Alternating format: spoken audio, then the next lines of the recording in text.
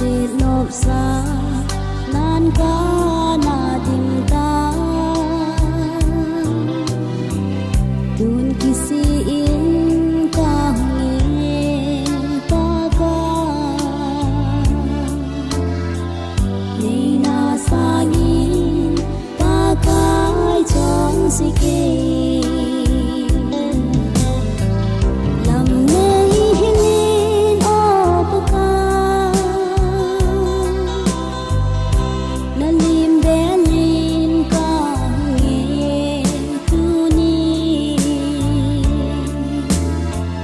Chọn sẽ kết lâu tình yêu ca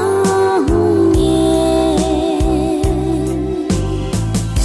na lên vì lấy na tông đi đi mong gian pha cai lắm để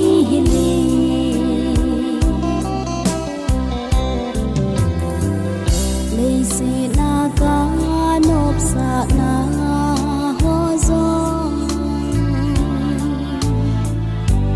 trong gia dia ki ba na hi nei se na ka ki ba na ho zong tun son a dia ka na bo a hi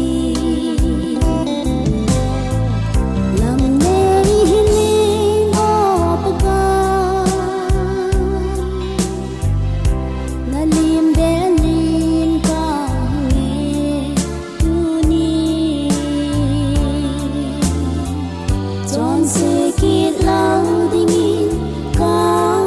hùng nghe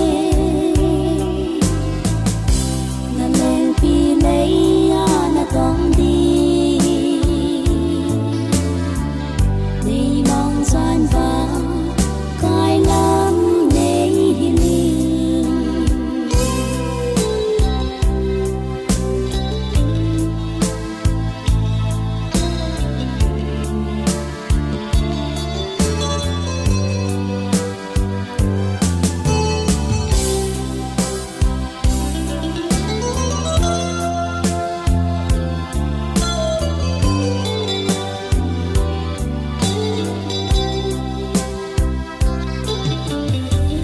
lấy sẽ na ca khi nẹp na